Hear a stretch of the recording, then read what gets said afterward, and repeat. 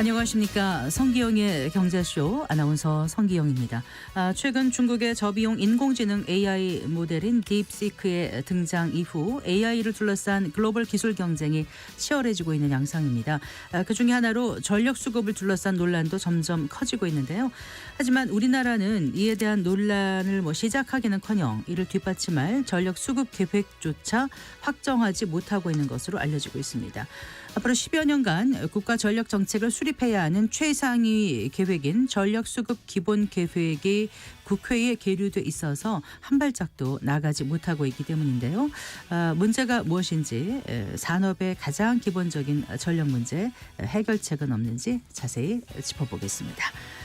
연초에 시공 능력 평가 58위인 신동아 건설이 법정 관리를 신청한 데 이어서 경남 지역 2위 건설 회사인 대저건설이 연이어 법정 관리를 신청하자 건설업계의 연쇄 부실 우려가 커지고 있습니다. 중견 건설사들의 위기 상황 어느 정도 심각한 건지 살펴보고 건설사들의 위기가 부동산 시장에 미칠 영향도 짚어보겠습니다. 이 시간 유튜브로도 함께하겠습니다.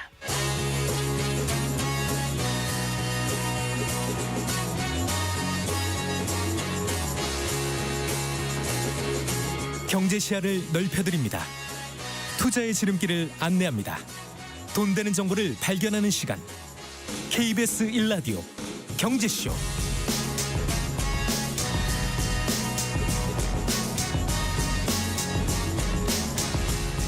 먼저 오늘의 주요 뉴스부터 정리해드리겠습니다. 경제 뉴스 브리핑 손석우 경제평론가와 함께합니다. 어서 나오십시오. 네, 안녕하십니까. 단단히 껴입으셨네요. 네, 오늘 상당히 춥습니다. 네, 미국이 중국산 제품에 10% 추가 관세를 결국 부과하기로 한 거죠. 네, 오늘 우리 시각으로 이제 오늘 오후 아까 한 2시경 정도에 속보를 통해서 전해졌습니다. 사실 네. 이제 그 밤 사이에 멕시코와 캐나다에 대한 관세 부과는 한 달간 이제 유예가 되면서 한숨을 돌리나 했었는데 네, 결국에는 중국산 제품에 대해서는 추가 관세 발효하기로 했습니다.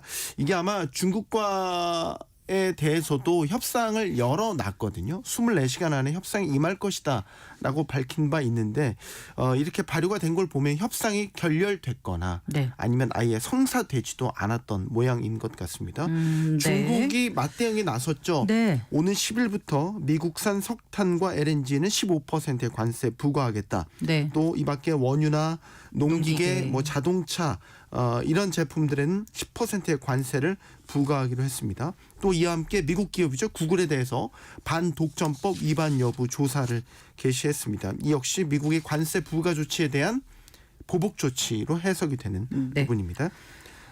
트럼프발 관세 공격에 처음으로 맞서는 국가가 중국이 됐네요. 이것은 시사하는 바가 크다고 보여집니다. 일단은 지금 미국의 관세 공격이 물론 전 세계를 향해서 확대되고 있긴 하지만 최종 목표가 어디 있냐라고 물어봤었을 때 중국에 있다라고 봐야 되겠고, 지금 이거는 미중 간의 관세 문제가 아니라 패권 싸움의 승패가 달려있기 때문에 여기에 대해서는 중국도 물러서지 않겠다는 강경한 메시지를 이번 관세 공격에 맞대응을 함으로써 보여준 것으로 해석이 됩니다. 진짜 관세 전쟁이 터졌다고 봐야 되겠네요. 앞으로 어떤 양상으로 펼쳐질까요? 트럼프 일기 때 그 미중 간 관세 조치 또 맞조치 이런 것들이 오고 가다가 결국 맺어진 게 1차 무역 협상이었거든요. 네. 아마도 새로운 무역 협상에 나설지가 가장 관심일 것 같은데 쉽지 않겠죠. 양국이 워낙 까다롭게 서로의 조건들을 제시하고 밀고 당기기를 할 것이기 때문에 미국 입장에서도 마치 트럼프가 무소불위의 권력을 휘두르는 것처럼 보이지만 중국만큼은 아마 상당히 까다롭게 상대하기 힘들 겁니다. 왜냐하면 여전히 중국 의존도가 높거든요. 역시 전통적으로 미국은 중국에서 값싼 노동력을 바탕으로 만들어진 물건을 들여와서 자국 내의 인플레이션을 중국으로 좀 내보내는 이런 구조를 갖고 있기 때문에 사실 기억하시겠지만 바이든 행정부 때도 처음에 중국과 견제해서 디커플링을 얘기를 했었잖아요. 아예 중국을 공급망에서 배제를 해버리겠다. 근데 이제 이게 현실적으로 안 된다라는 걸 깨닫고 나중에 디리스킹이라는 조금 더 완화된 조치로 바꿨지 않습니까? 지금도 중국으로부터 수입되는 주요 품목들이 광범위해요. 그러니까 기계나 산업 장비부터 각종 소비재, 필수 생활품까지 중국으로부터 들여오는 그 물품들이 굉장히 광범위하기 때문에 당장 이런 관세를 부과해서 조치를 취한다? 미국 내의 물가 압력 요인으로 굉장히 크게 다가올 겁니다. 네. 그래서 미국도 중국에 대해서는 접근을 좀 신중하게 하고 있는 것이고 결국에는 1차 무역 합의 때처럼 어떤 걸 주고받을지 이 부분을 이제 장기간 싸움이 될 것 같은데 네. 그 시작점이 됐다. 이렇게 봐야 되겠습니다. 네, 오늘 금융시장도 이 미중 간의 관세 전쟁을 곧바로 반영했습니다. 오후에 네. 갑자기 더 많이 반영이 됐죠. 네, 그렇습니다. 이게 오늘 일단 코스피는요 1.13% 반등에 성공은 했습니다. 네. 27포인트가 올라서 2,480선 위로 올라섰고요. 코스닥도 2.29% 상승을 했습니다. 그런데 이제 아쉽죠. 왜냐하면 밤사이 이제 멕시코와 캐나다의 관세 유예 소식이 전해지면서 네. 오전에 시작할 때만 해도 매우 강한 반등. 아주 좋았습니다. 네, 아주 좋았거든요. 네. 거의 전날 떨어졌던 하락분을 만회하는 모습. 그래서 코스피 같은 경우는 2,500선을 좀 단번에 회복하는 그런 모습도 보였는데 오후장 네. 들어서 이 중국에 대한 추가 관세가 발효됐다는 소식이 전해지고 여기에 또 중국이 맞대응을 하면서 네. 빠르게 상승분을 반납을 했고요. 네, 네. 조금 회복된 거긴 하지만 이 소식 전해지고 나서 1% 미만으로 좀 상승폭이 줄어드는 이런 모습을 보였습니다. 결국에는 미중 간 관세 전쟁을 시장에서는 악재로 반영했다 이렇게 봐야 될 것 같고요. 1% 조금 넘게 그래도 오르지 않았습니까? 결과적으로. 네, 코스피는? 막판 들어서 조금 회복을 다시 한 거긴 하죠. 네. 가상화폐 시장도 일단 캐나다, 멕시코 관세 유예 소식에 급등을 했다가 비트코인 10만 달러 회복을 했거든요. 했는데, 네. 또 중국 관세 발효 소식이 오후 한 2시경에 전해지니까 또 빠르게 상승물을 반납하는 모습을 보였습니다. 네. 정말로 이 관세 전쟁의 양상에 따라서 시장이 위로 갔다 아래로 갔다 정신없습니다. 네. 그러니까 캐나다, 멕시코는 이제 한 달 정도 유예가 된 건데 일단 그럼 다음 관세 타깃은 어딜까? 또 시장에 관심이 집중되고 있거든요. 트럼프 대통령이 예고했지 않습니까? 유럽연합. 네. 관세 문제가 유럽 대륙으로 번질 가능성이 지금 있는데 지금 구체적인 관세 부과 조치에 대한 전망도 나오고 있어요. 영국 텔레그래프가 소식통일 인용에 보도한 바에 따르면 네. 유럽연합산 제품 10% 관세 부과하기를 미국이 원하고 있다. 네. 여기에 대해서 다양한 방안을 논의하고 있다라는 보도가 나왔고요. 일단 유럽연합은 미국의 관세 부과 움직임에 대해서 단호하게 대응하겠다 반발을 하고 있지만 또 한편으로는 여전히 유화책도 검토를 하고 있습니다. 왜냐하면 미국과 유럽연합은 사실 경제적인 이유만으로 설명될 수 없는 북대서양 조약기구라는 안보 나토. 동맹 체제를 유지하고 있는 나라이기 네. 때문에 미국과 등을 돌리는 거는 뭐 상상할 수가 없거든요. 결국 미국의 요구에 어떤 식으로 응할 것인지가 관건이 될 것 같은데 뭐 지금 나오는 보도에 따르면 미국이 요구하고 있는 예를 들어서 미국산 뭐 LNG 같은 것들을 조금 더 많이 수입을 해서 네. 무역 적자 폭을 좀 줄여주는 방향으로 협상안을 제시할 수 있다라는 네. 부분인 거고 네. 트럼프가 계속 요구하고 있는 게 유럽연합 국가들 방위비 네. GDP 5% 수준으로 올려라 이런 요구를 하고 있지 않습니까? 이것도 일부 수용하는 방안도 당근책으로 제시할 것이다. 뭐 지금은 다양한 전망들이 나오고 있습니다. 네. 방위비 얘기하시니까 이제 우리나라는 어떻게 될까 벌써부터 아유, 걱정이 되는데 맞습니다. 우리나라도 뭐 트럼프의 관세 공격을 피해가긴 어려워 보이고요. 네. 일단 뭐 정부는 모든 수단을 강구해서 대비하겠다고 밝혔습니다만 네.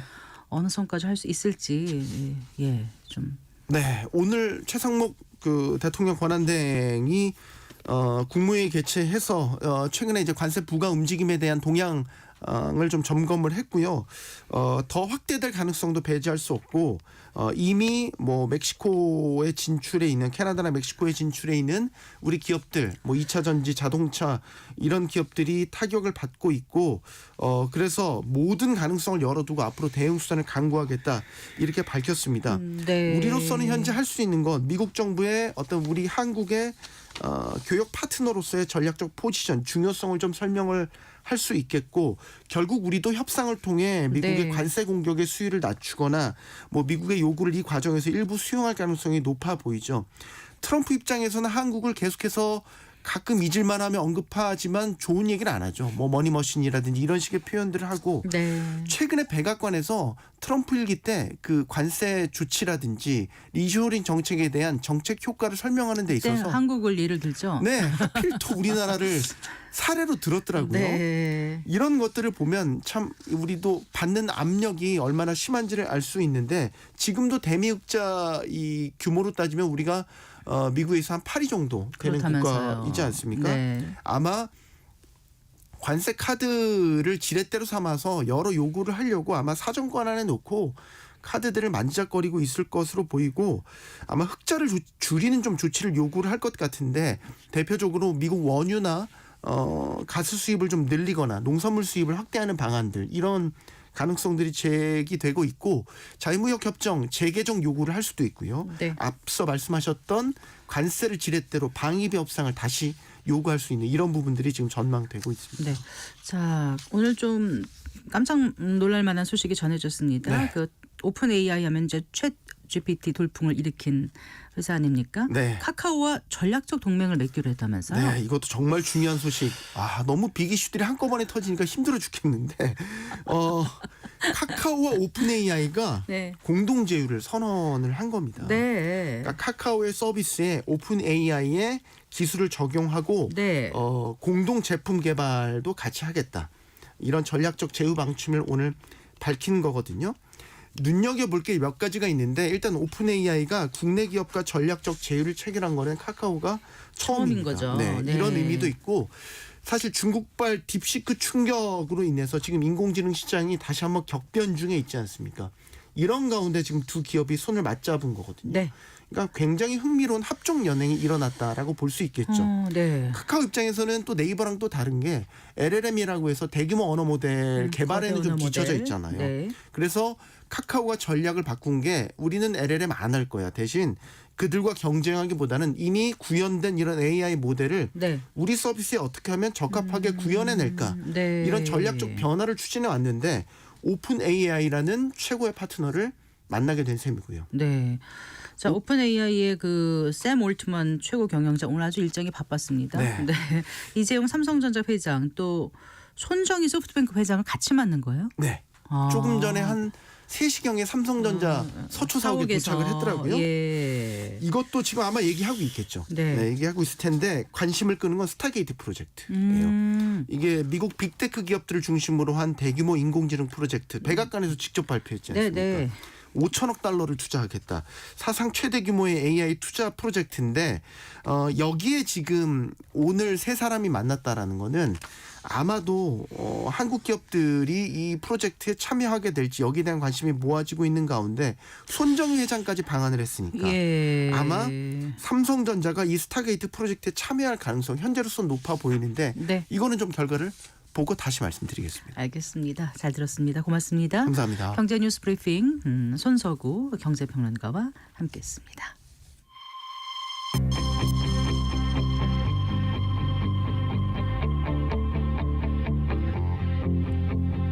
경제 전문가의 원포인트 레슨. 꼭 알아야 할 정보와 이슈를 알기 쉽게 풀어드립니다.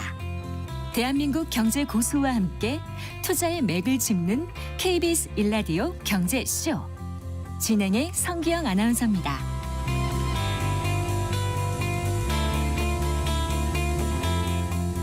네, 4시 19분입니다. 데이터 센터와 인공지능의 확산으로 전력 수요량이 나날이 늘어가고 있지만 앞으로 우리나라의 그 15년 전력망을 책임질 제11차 전력 수급 기본 계획이 국회에서 발목이 잡혀서 아직 시작도 못하고 있습니다. 최근 중국의 저비용 인공지능 AI 모델이죠. 딥시크의 등장으로 전력 수요 논란이 나오고 있지만 이 논쟁에도 우리는 뛰어들지 못하고 있는 그런 상황입니다. 지난해 5월에 이제 실무안이 나온 이후에 어떻게 진행되고 있는 건지, 왜 제대로 진척이 되고 있는 건지, 진척이 되지 못하고 있는 건지 자세히 짚어보겠습니다. 자, 제11차 전력 수급 기본 계획 총괄위원장이셨던 중앙대학교 에너지시스템공학부의 정동욱 교수 스튜디오에 모셨습니다. 반갑습니다, 교수님. 네, 반갑습니다. 오늘 날이 워낙 추운데 이렇게 나와주셔서 아니 뭐 그래도 감사합니다. 또 중요한 또 자리에 불러주셨으니까 감사합니다. 네, 중요한 얘기를 해주시려고 이제 와주셨는데 네. 저희가 이제 앞서 그 이제 전 세계가 그 AI를 둘러싼 그 글로벌 기술 경쟁이 치열해지면서 AI 전력 수급이 참 중요한 문제다라고 살짝 이제 얘기를 했거든요. 근데 그 전력 수급이 어떻게 준비돼 있냐를 살펴볼 수 있는 게 이제 결국은 그 전력 수급 기본 계획이 아닐까 싶습니다, 교수님.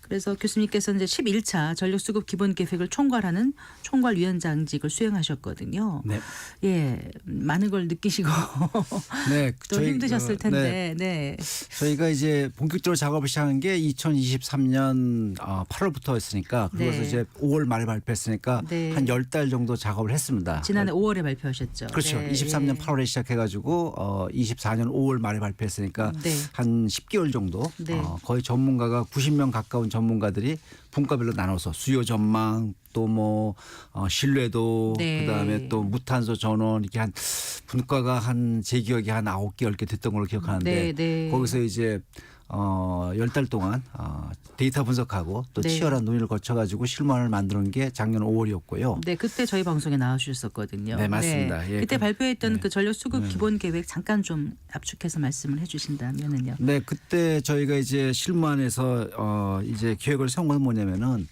2038년 되면은 우리나라 전력 수요가 129기가와트 정도 될 것이다. 130 정도 조금 모자랍니다. 모자르고 네. 근데 거기다 예비율 갖다가 곱하면은 예비율이 한 22% 잡거든요. 그러면 네. 대략 한 150, 한 7기가와트 정도의 우리가 전력 설비가 필요할 것이다. 네. 라는 걸 이제 전망을 했고 그게 2030년. 2038년 15년입니다. 38년, 네. 예, 전력수 기본 계획은 기본적으로 15년 15년 그거를 단위로, 잡거든요. 네. 그래서 2038년에 우리가 갖춰야 될 전력 설비가 157기가와트는 돼야 된다라는 네. 것이었고 네, 거기에 대해 가지고 재생에너지는 얼마나 넣을 것이며 또 원전은 얼마나 넣을 것이며 그밖에 LNG라든가 또 백업 전원에서 양수 발전 이런 건 얼마나 넣을 것인가 네. 이런 걸 다 추산을 한 것이지요. 예. 추산을 해가지고 이거를 발표를 했고 그간에 이제 5월부터 그러니까 6월부터죠. 6월부터 시작해가지고 작년 9월까지는 정부 내 부처 간에 협의를 합니다. 예를 네. 들면은 환경부 또 탄소중립위원회 이런 데 가서 우리가 과연 무탄소 전원이 충분한가 네. 이런 걸 정부 간 부처 협의를 하고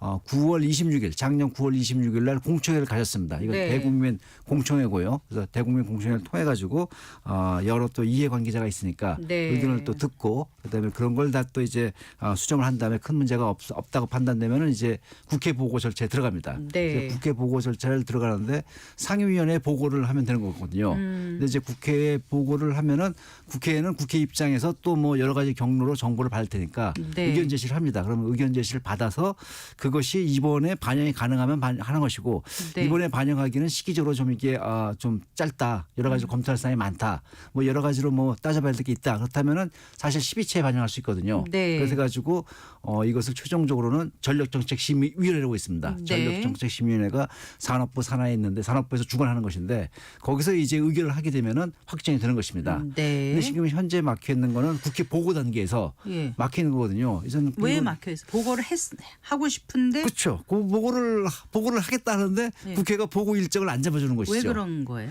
이제 실무안이 좀 마음에 안 드는 구석이 있다라고 네. 판단하는 것 같습니다. 그런데 이거는 사실은 국회 입장에서는 그 실무안을 받고서는 마음에 안 드는 구석이 있으면 의견 제시를 하면 되거든요. 그런데 그 의견 제시를 갖다가 실무적으로 반영할 수 있을지 없을지는 사실은 또 이건 굉장히 이제 행정력이 필요한 것이고 네. 행정에 관계되는 것이기 때문에 사실 정부에서 이제 판단을 하는 것이거든요. 그래서 반영할 수 있는 부분은 반영하고 반영할 수 없기 때문에 사실 12차 때 하거든요. 네. 왜냐하면 전력수급 계획은 굉장히 실무적인 계획입니다. 이것은. 네.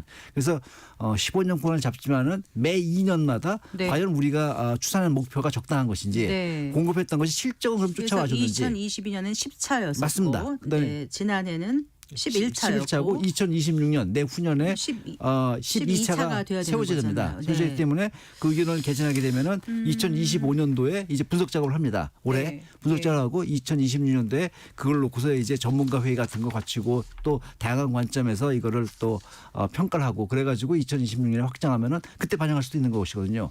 그래서 자, 그런데 보고조차 안 받는다는 거예요. 보고를 안 받고서는 이제 뭐 어떤 걸 갖다 국회가 요구한지 사실 분명치가 않습니다. 국회가 뭘 그럼 요구를 해야지 뭘 알 거 아닙니까? 네. 근데 보고를 받지 않으니까 그 어떤 걸 요구하는지도 모르는 상태니까 정부에서는 시간은 가고 네. 다급하니까 여기에 대해서 어떻게 국회는 뭐라고 이유를 대는 거예요? 그걸 모르는 거죠. 보고를 받아야지. 이런 적이 있습니까?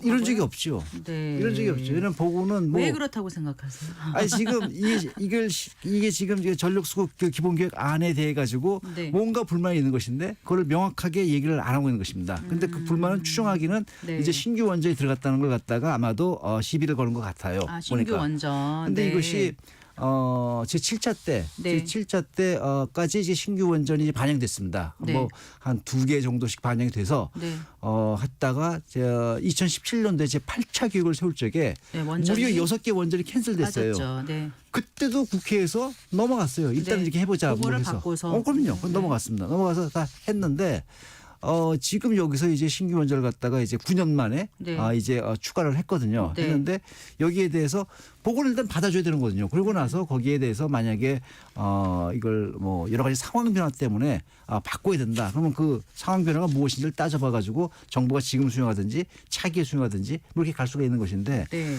보고 자체를 받고 있지 않으니까 완전히 거기서 발목 잡혀 있는 것이죠. 자, 근데 이제 그 15년간의 전력 수요 전망 분석하고 필요한 발전 설비 구성을 제시하는 게 전력 수급 기획이지 네, 않습니까? 그렇습니다. 말씀하신 대로 2년에 한 번 15년짜리를 맞습니다. 조금씩 변경해 가면서 네. 점검해 가면서 하는 건데 이게 전기본이라고 이제 줄여서 얘기하지 않습니까? 이 전기본이 중요한 게 이게 세워져야 그 이후에 뭐 국가 전력망 건설 계획이라든가 네. 뭐 가스 수급 계획이라든가 뭐 여러 가지 에너지 계획들이 세워지는 거 아니에요? 맞습니다. 네. 사실은 이게 과거에 우리나라는 그 에너지 기본 계획이라는 게 있었습니다. 네. 근데 이제 어느 순간에 이제 에너지 기본 계획이 없어지고 사실은 이제 전력 수급 기본 계획이 에너지 계획의 가장 이제 베이스가 되는 기본이 되는 계획이 됐는데 네.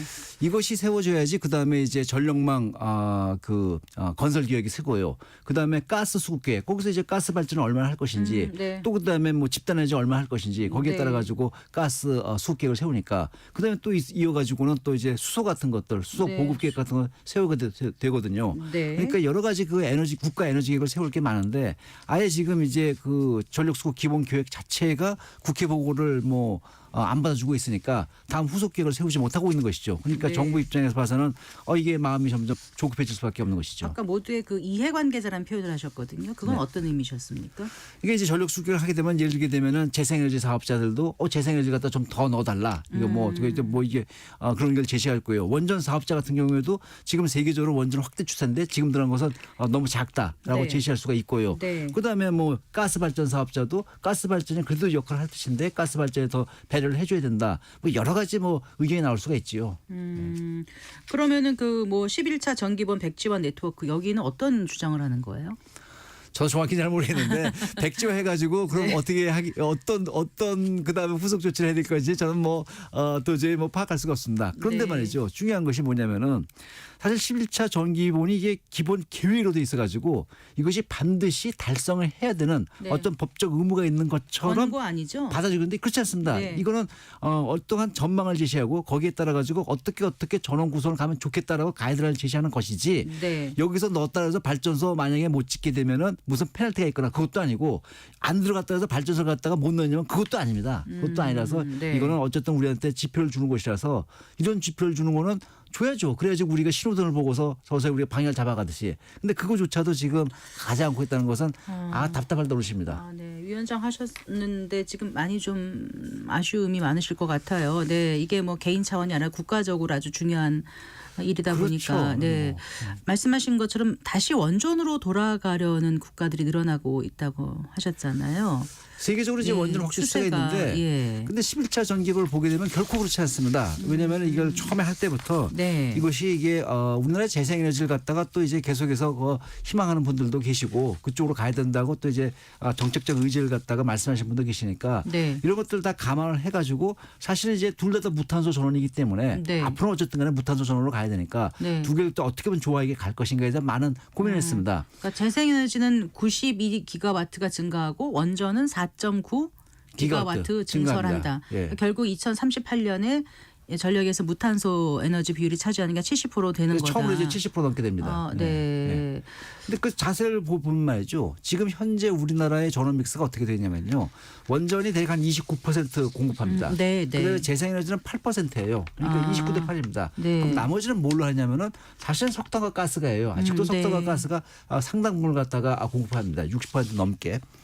그런데 15년은 2038년은 그게 어떻게 개선되냐면은 원전은 35.6%, 그다음에 네. 재생은 29.1%서 아. 그 격차가 현재 21%에서 격차가 6% 정도로 줄어들어요. 6.5% 정도로. 네. 아주 현격한 개선입니다. 15년 동안 이렇게 간다는 것은. 네. 이런 현격한 개선인데 이걸 더 빨리 해라. 빨리 하면 좋겠지만은 사실은 이게 뭐 항상 그 속도 조절을 해야 되거든요. 급하게 간다 그러면은 우리 그 교통사고도 그런 거 있지 않습니까? 5분 먼저 가려다 어떻게 한다고. 그러니까 이건 적당한 속도와 적당한 수준을 갖다 맞춰 가야 되거든요. 네. 그래서 전력수급계획은 계속해서 이걸 갖다 밸런스 있게 가기 위해서 노력해 왔어요. 그런데도 불구하고 이거를 계속해서 막는다면은 상황이 더 악화가 되면 악화가 됐지 더 나아질 거라 보지 않습니다. 그 11차 정기본 실무안에 국내 최초로 그 SMR 그 소형 모듈 원전을 네. 건설하겠다고 담겨 있는 거죠. 이게 국내 최초라고 알고 있는데 글로벌 경제 에너지 확보에 대한 글로벌 경쟁이 이제 커지면서 이 SMR에 대한 관심이 높아지고 있더라고. 이게 왜 중요한 거죠, 교수님? 그 SMR은 여러 가지로 장점이 있습니다. 그 장점이 뭐냐면은 첫째는 그 안전성이 있어가지고 뭐 네.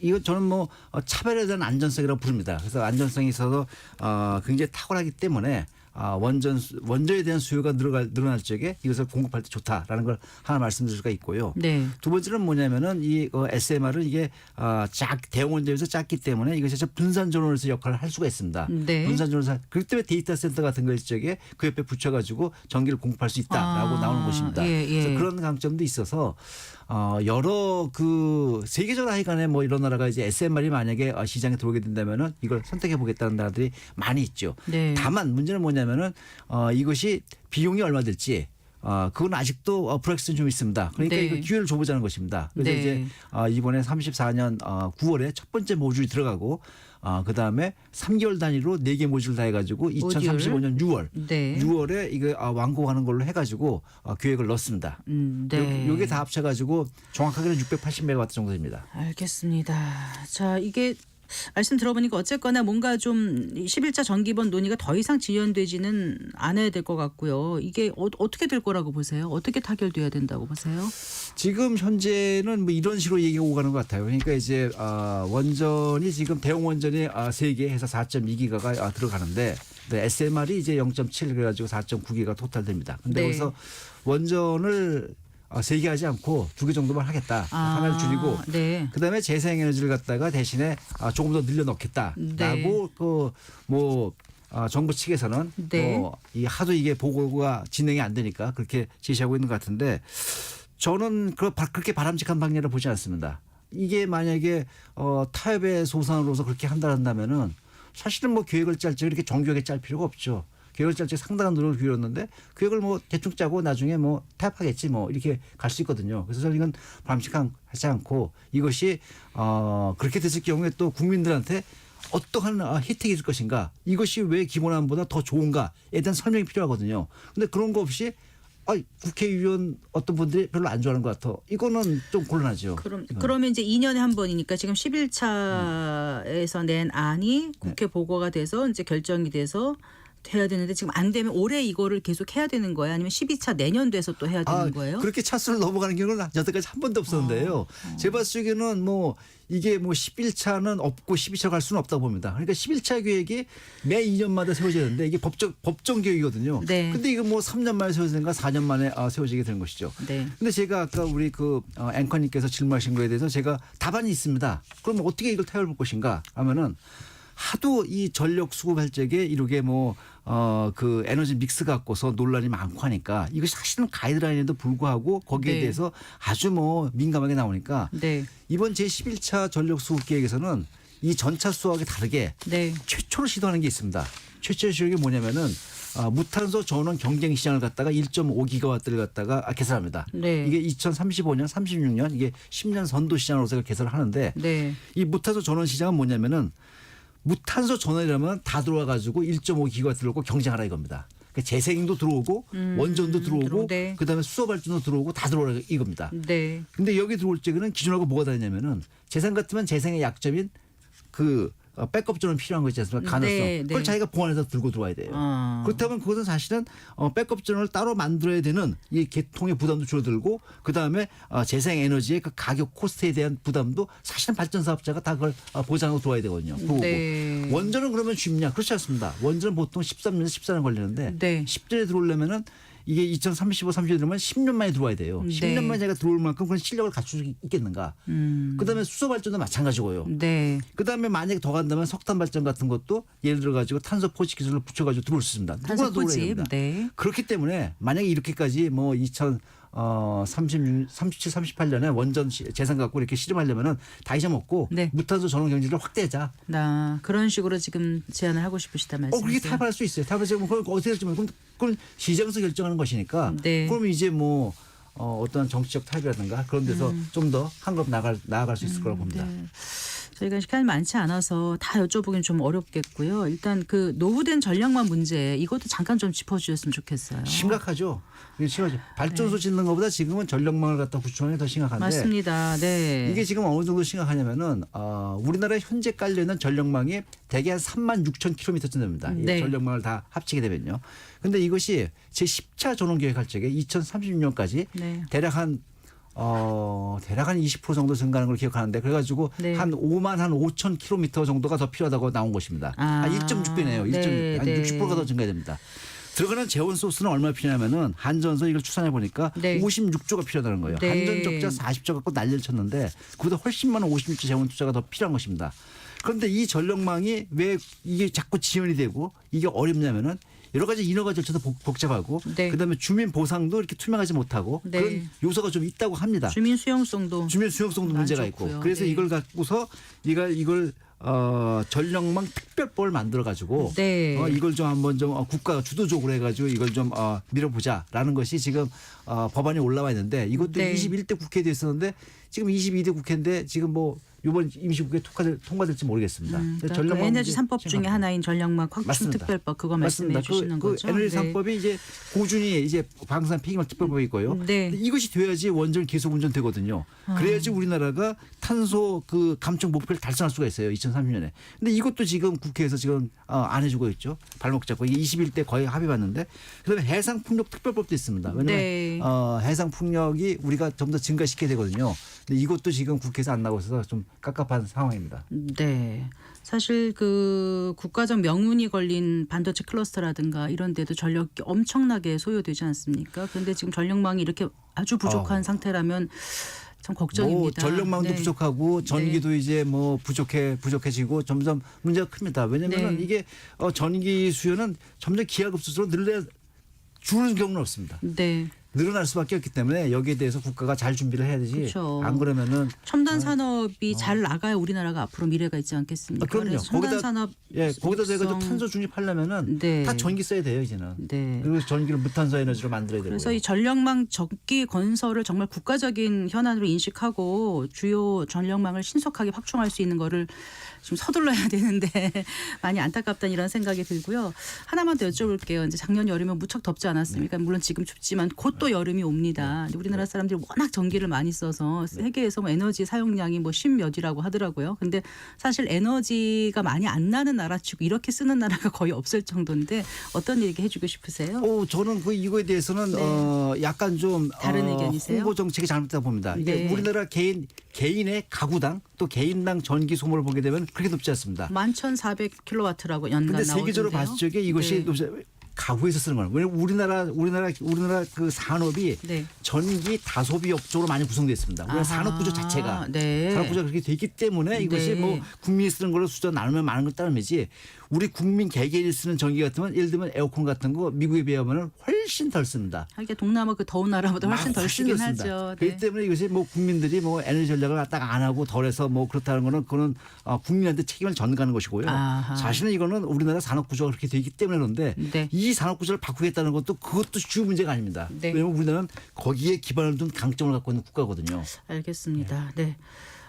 열변을 해주셨는데 끝으로 한 말씀 해주세요. 어렵게 나오셨으니만큼. 아유 뭐 제가 드리고 싶은 말씀은 뭐 우리나라 그래도 이 전력 산업이 우리나라 그 발전을 위해 가지고 여태까지 뭐 훌륭하게 이게 토대 쌓아 갖고 왔는데 네. 이것이 앞으로는 점점 더 쉽지 않아진다는 걸 말씀드리고 싶습니다. 네. 그래서 이 쉽지 않은 걸 헤쳐나가려면은 방송을 들으시는 시청자 여러분, 국민 여러분들께서 이 전력 산업에 대해서 그래도 이 전력 산업이 있어야지만이 우리나라가 살 수 있다라는 걸 인식해 주시고 많은 협조를 해주시면 감사하겠습니다. 네, 말씀 잘 들었습니다. 고맙습니다. 네. 감사합니다.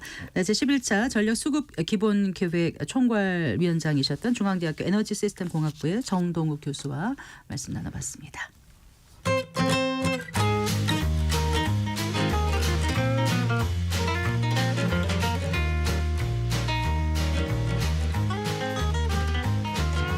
경제 맛집 투자 핫플. 지금은 돈 벌기 딱 좋은 시간. KBS 1라디오 경제쇼.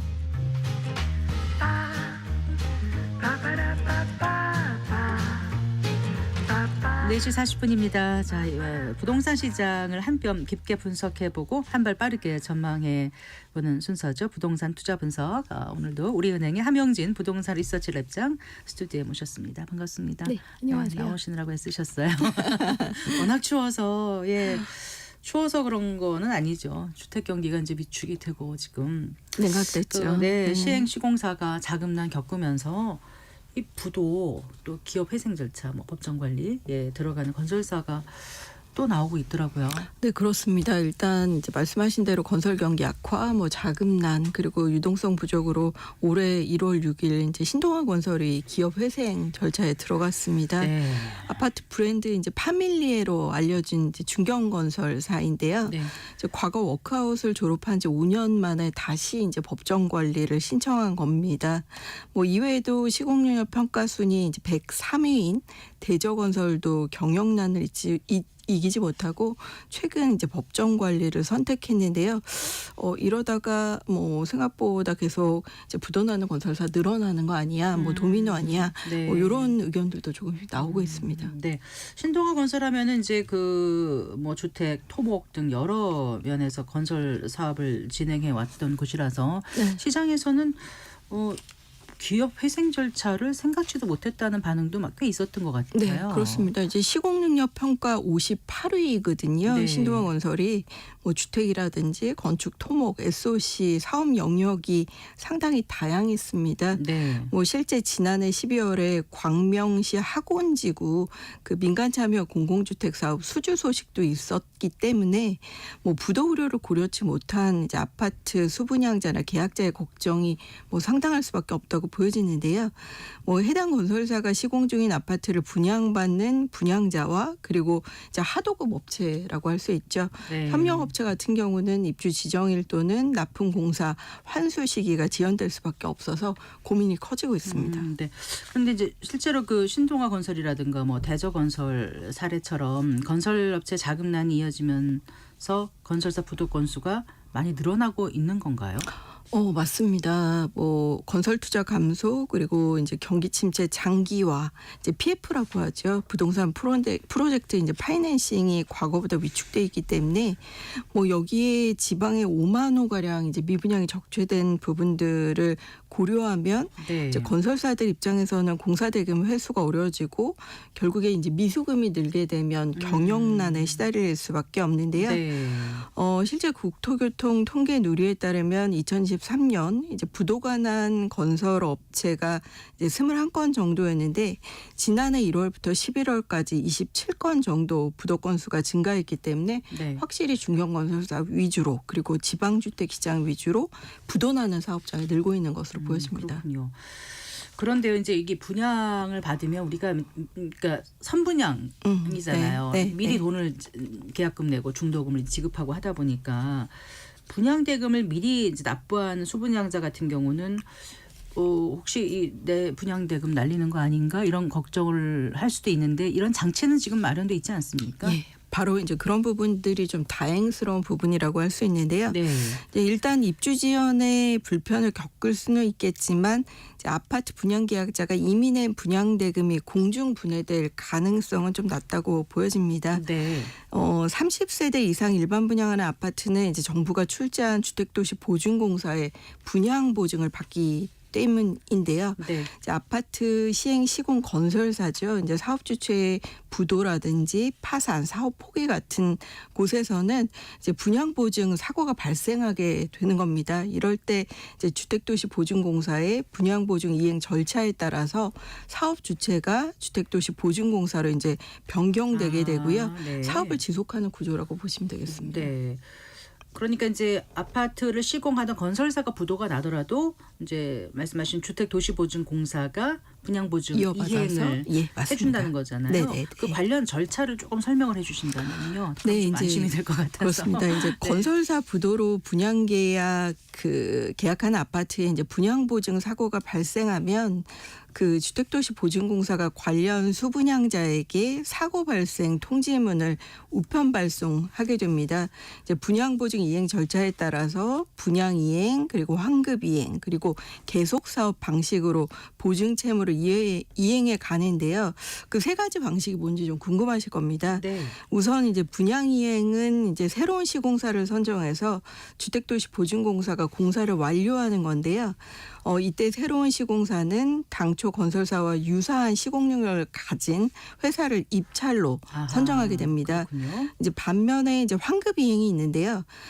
수분양자가 기존에 납부한 아파트 계약금하고 중도금을 이제 아예 환급해주고 사업을 종료하는 겁니다. 네. 그리고 반면에 이제 계속 사업 방식은 기존의 시행사 또는 시공사가 계속 공사를 하는 것이고 이 경우에는 이제 애초에 입주 지정일보다 사업이 지연되는 것 외에는 네. 뭐 브랜드라든지 이런 부분들은 달라지는 것은 없습니다. 계속 사업은 시간만 좀 지체되는 거지 그래도 조금 더 안심이 되는 것 같기도 한데 네, 네. 처음에 두 개 말씀하신 그 분양 이행하고 환급 이행이요. 네. 이거는 그러면은 누가 결정을 해요? 분양받은 사람이 결정할 수 있습니까? 예, 그렇습니다. 이제 네. 분양 계약자의 3분의 2 이상이 이제 환급 이행을 선택한 경우에는 이제 환급 이행으로 가고요. 아. 그 이외의 경우에는 이제 주택도시 보증공사가 분양 이행 또는 환급 이행을 결정하는 구조로 가게 됩니다. 주택도시 보증공사에서도 분양 이행할지 환급 이행할지 또 결정할 수 있다는 거예요. 만약 분양 계약자가 결정하지 않게 되면 네. 이제 네. 다만 이제 예외적으로 입주자의 선택권 행사와 달리 이제 해당 아파트의 감리 공정률 그러니까 어느 정도 공정이 80% 이상 진행이 됐다면 이제 분양 이행으로 진행하게 되고요. 네. 그리고 이제 간혹 문화재 발견하는 부분들이 사업 진행이 길어지죠. 그래서 이런 불가피한 사유가 발생한 경우에는 환급 이행으로 진행할 수도 있겠습니다. 네. 그리고 수분양자가 아예 이제 선택권을 주지 않는 경우도 있는데요. 이제 기존 건설사가 회생 절차를 진행하는 경우 선택권 없이 네. 기존 건설사에게 계속 사업을 진행할 수 있도록 했고요. 이제 만약 그리고 이제 분양보증 사고 이행 방법을 수분양자가 결정하지 않거나 응답하지 않는 경우가 있을 수 있잖아요. 네, 네. 이럴 때는 주택도시 보증공사 의견이 이제 중요합니다. 그래서 만약 그 수분양자가 회신 기간 내에 회신을 하지 않을 경우 이행 방법의 선택권을 주택도시 보증공사에 위임한 것으로 보고 공사가 판단을 하게 됩니다. 네. 요즘 그 지방 미분양도 늘고 있어서 부도가 발생하는 건설사가 더 증가하게 된다라면은 어쨌거나 이제 아파트 청약을 생각하고 있었던 분들이라든가 이미 또 그러니까 분양을 받은 수분양자 같은 경우도 좀 조심해야 될 부분이 있지 않을까 싶거든요. 예, 어쨌거나 사고 그렇습니다. 사업장은 뭐 어때요? 입주 지연 지체 배상금 같은 건 없는 거잖아요. 맞습니다. 이제 그 부분들은 좀 안타깝게 받으실 수 없는데요. 네. 이제 보통 아파트 분양보증 사고 후에 이행 방안 그리고 결정 기간, 승계 시공사 선정 기간 그리고 부진 공정률 만회 기간을 고려하면 사실 공사 재개까지 수개월 정도 시간이 걸리게 됩니다. 당연히 입주는 늦어질 수밖에 없는데요. 네. 이제 공사 중단으로 애초 분양 계획서 분양조합처에서 정한 입주 예정일 지연, 이제 지체 배상금을 원래는 줘야 되는데 사실 이 경우에는 주지 않고 있는 상황입니다. 네, 네. 분양계획자의 불편이 좀 일부 뒤따를 수밖에 없다고 보여지는데요.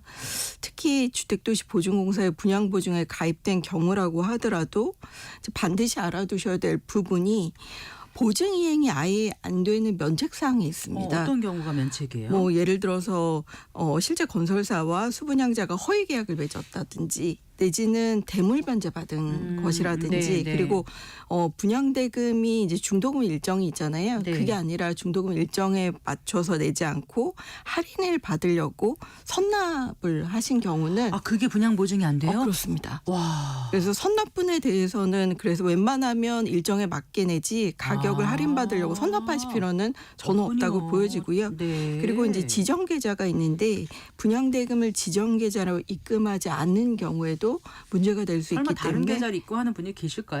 간혹 지역주택 조합이라든지 또는 신탁사가 껴있는 경우에는 그런 문제점이 있을 수 있기 때문에 네. 좀 조심하실 필요가 있을 것으로 보여지고요. 그렇군요. 아무래도 이제 분양 시장의 경우에는 브랜드가 좀 중요하잖아요. 그렇기 때문에 시공능력평가 상위의 브랜드 좀 자금 여력이 있는 건설사 위주로 선택하시는 것들이 그래요. 사고를 미연에 방지하는 방법이라고 보여집니다. 네. 오늘 그 토지거래 허가구역 해제에 대해서 잠깐 좀 얘기해 주세요. 네, 네. 오세훈 서울시 시장이 이제 뭐 토지거래 허가구역 해제에 노력하겠다 이렇게 얘기를 한 건가요? 정확히? 네, 맞습니다. 이제 토지거래가 그러다 보니까 기대가 좀 시장에서 커지고 있는데. 네. 그래서 벌써 이제 잠실일 때는 이제 호가도 올라가고 이제 신고가도 일부 나오고 있다고 하는데요. 네. 사실 이제 토지거래 허가 제도는 이제 토지거래 허가 구역에서 토지를 매각할 때 네. 소유권 이전할 때 거래 당사자가 공동으로 시장 군수 또는 구청장의 허가를 받도록 하는 것을 말합니다. 네. 뭐 현재 그 지난해 말 기준으로 서울시 면적의 65.25 제곱킬로미터 정도의 토지거래 허가구역이 묶여 있는데요. 네. 뭐 서울시 전체 면적으로 보면 한 10% 정도 규제가 돼 있습니다. 네. 뭐 주요 지역은 강남 서초, 자연녹지 지역 외에도 국제교류 복합지구 인근 그리고 여의도, 압구정동, 목동, 성수 전략구역도 들어가 있고요. 좀 이만큼 개발한다는 데는 많이 들어가 있는 것 같아요. 집값이 오른 적은 거의 들어갔습니다. 용산구도 지정돼 있는데 이런 지역들을 최근 규제 완화할 수 있다는 부분들이 얘기되면서 기대감이 굉장히 높은 상황입니다. 그러니까 65.25 제곱킬로미터라고 하면 이제 뭐 평으로 따지면 한 2천만 평이라고 맞습니다. 하더라고요. 굉장히 네. 많이 있는 거잖아요. 네. 근데 이제 실거주 목적이 아니면 여기서 사고 팔지도 못하는 거고 허가를 받아야 되고 실거주를 하더라도 그래서 규제가 좀 과도하다 이런 반발도 꽤 있었는데 어차피 말씀하신 아까 그 잠실 일대라고 그러셨나요? 네. 잠삼대청 그쪽은 원래 5년 넘게 못해서 어차피 풀릴 때 된 거 아닌가요? 아니 또 추가로 할 수 있었던 건가요? 1년 단위로 재지정은 가능할 수 해서 있습니다. 최대 5년까지 아닌가요? 최대 5년 내에 지정할 수 있고요. 이걸 연장할 수는 다시 또 할 수 있습니다. 있어요. 네. 아. 그렇기 때문에 사실 그런 부분들에 지역 주민이 불만이 많았었는데요. 네. 이번에 규제에 대한 가능성이 높아지면서 기대감이 규제 그 어느 해제에 때보다 대한 가능성. 맞습니다. 네. 높은 것 근데 같습니다. 또 사실 뭐 다른 지역에 여기가 그동안 규제가 있으니까 인근 지역에 더 올라가지고 풍선 효과가 있어서 그런 지역 집값만 올렸다 이런 비난도 꽤 많이 받지 않았나요? 그 대표적인 지역이 이제 서초 반포 같은 그러니까요. 지역이라고 할 수 있는데요. 네. 반포에도 일부 지역은 토지거래 허가 구역이 돼 있지만 잠원이나 반포 일부 지역에 규제가 되지 않으면서 네. 그 지역에 전세를 끼고 주택을 구입하는 갭 투자소도 일부 유입된 바 있습니다. 네. 토지거래 허가제를 해서 그럼 집값을 잡았나요? 지난 5년간? 이제 그게 문제인데요. 이게 사실 투기적 거래가 성행했거나 집가가 급등하는 지역을 5년 이내 기간을 정해서 허가 구역을 지정할 수 있지만 사실 지정했음에도 불구하고 집가가 오른 것은 아니거든요. 네. 그래서 최근에 보도대로 해당 지역들의 3.3 제곱미터 단가가 이제 1억 원에 육박하는 상황이기 때문에 네. 최근 거래도 낮고 또 주택 시장이 안정되어 있으니까 토지거래 허가 구역 규제를 해제하자 이런 당위성이 조금 높아지는 것으로 보여집니다.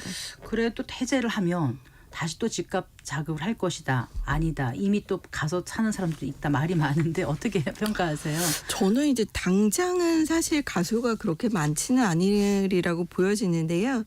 올해 뭐 1.6% 경제 성장률이 저성장하는 부분들도 있고 또 겨울 비수기라 주택구입 관망이나 거래시장 위축을 고려하면 당장은 투기수요 유입이 쉽지는 않을 수 이미 있는데 집값이 너무 비싸지 않아요? 네, 맞습니다. 네. 근데 이제 문제는 주택시장의 사이클이 있죠. 네. 그러니까 올해 이제 하반기에 전세시장 불안이라든지 또 전국 불안이 해결되면 또 분양시장의 움직임이 이어지면 이 강남권이나 한강변은 집값 휘발성이 강하기 때문에 해당 지역의 토지거래 허가 해제 지역의 똘똘한 한채 수요 또는 갭 투자 수요가 일부 유입될 수 있는 가능성은 언제든 열려 있다고 보여집니다. 네.